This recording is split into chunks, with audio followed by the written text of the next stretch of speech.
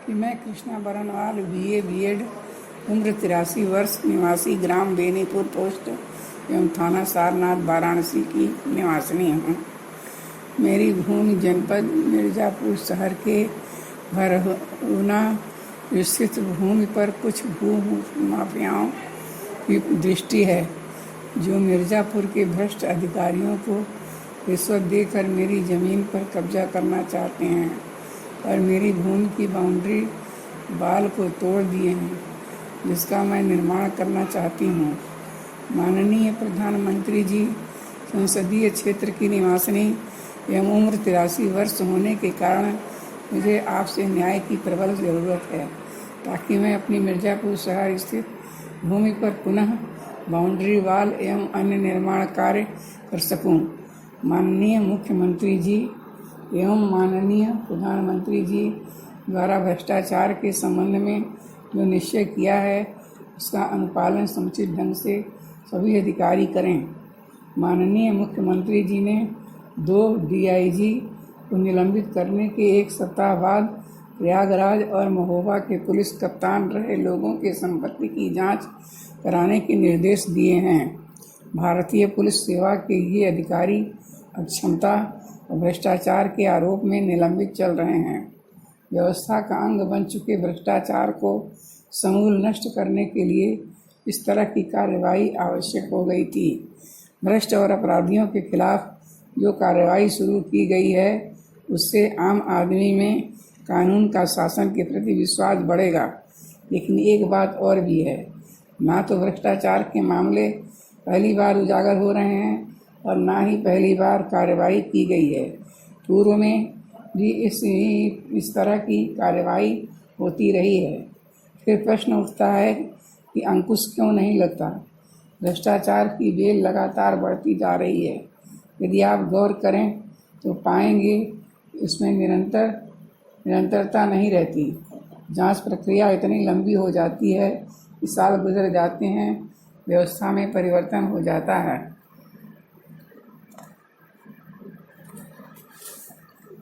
व्यवस्था में परिवर्तन हो जाने निश्चित समय सीमा में नतीजे तक पहुँचेगी। भ्रष्टाचारियों की उनकी टेस्ट नहीं डाल दी गवर्नमेंट पे।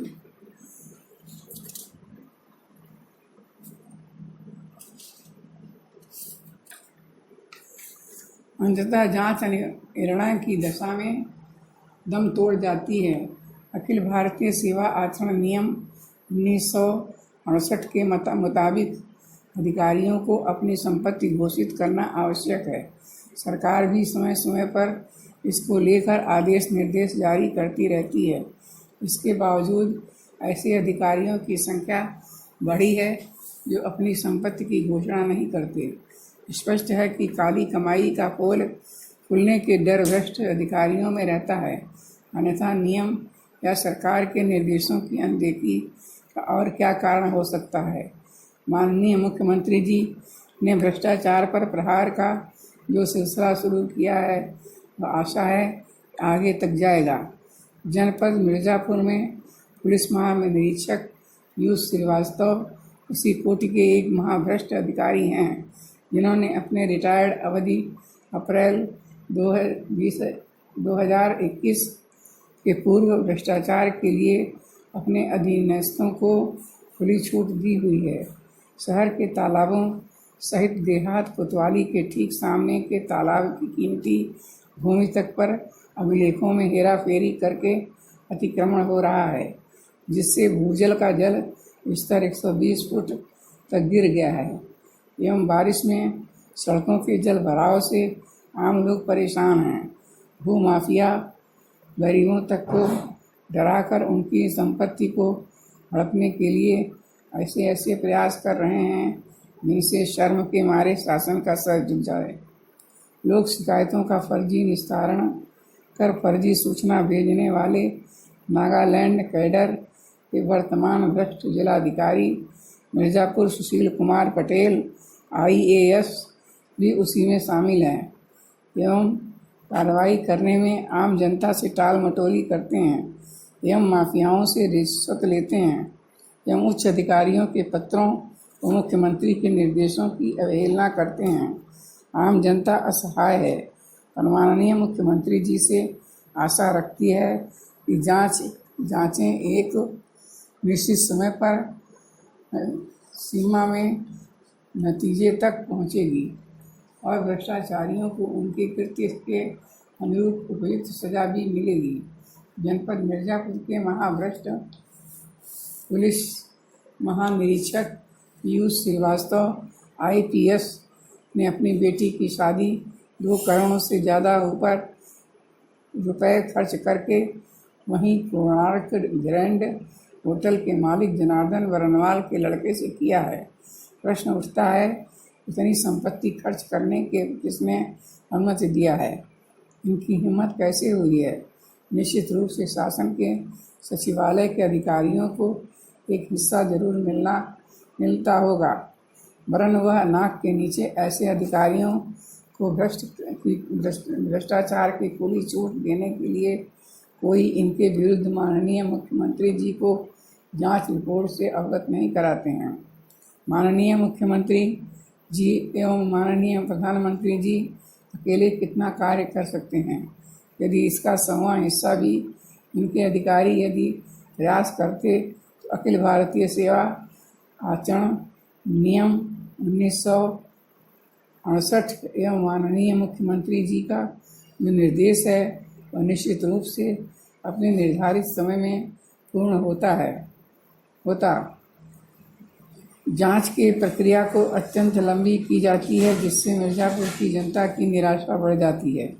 मिर्जापुर में भूमाफिया कमजोरियों की जमीन मकान हड़पने हेतु फर्जी पते पर सूचना भेजते हैं कि आप न्यायालय में आकर इस संबंध में अपनी स्थिति स्पष्ट करें, और गलत पते की वह नोटिस बिना सूचना फिर वापस आती है। पुनः गलत पते पर अखबारों का बजट भी कराया जाता है। यही कारण है कि मेरे द्वारा ली गई 1989 की बैनामा खाती भूमि को भूमाफियाओं द्वारा इन भ्रष्ट अधिकारियों के सहयोग से कब्जा करने का प्रयास किया जाता रहा है, और मेरी 1989 में क्रय की गई अपनी ज़मीन को पुनः घेरवाने में अपने उम्र के 83 वर्ष होने के कारण माफियाओं का विरोध करने में सक्षम नहीं है। मेरी मिर्जापुर शहर स्थित भरुहना की भूमि के बगल में की रोड पर बाबा कृपादास की कुटी थी। कुटी के पुजारी को गायब कर हत्या करके उसी कुटी की भूमि पर अवैध कब्जा कर लिया गया एवं कुटी पर प्राचीन पंचमुखी हनुमान मंदिर लिखवा दिया गया, परंतु दोषियों के विरुद्ध कोई कार्रवाई अब तक नहीं की जा रही है। वह सरकारी कीमती भूमियों पर सरकारी कर्मचारियों के भी कब्जे को नहीं हटाया जा रहा है। माननीय प्रधानमंत्री जी एवं माननीय मुख्यमंत्री जी से विनम्र निवेदन है, ऐसे भ्रष्ट अधिकारियों के विरुद्ध ऐसी जांच कराएं जो शीघ्र रिपोर्ट आ सके, और भ्रष्ट पुलिस महानिरीक्षक मिर्जापुर पीयूष श्रीवास्तव के 30 अप्रैल 2021 में रिटायरमेंट को देखते हुए इनको मिर्जापुर जनपद से तत्काल हटाया जाए एवं FIR दर्ज कराते हुए भ्रष्टाचार की जांच निष्पक्ष और ईमानदारी पूर्वक कराने हेतु किसी की नियुक्ति शीघ्र करें। उनके भ्रष्ट अधीनस्थों के खिलाफ भी कार्रवाई की जाए जो अपने वेतन से ज़्यादा अकूत संपत्ति बनाकर विभिन्न जनपदों में लगाई गई है।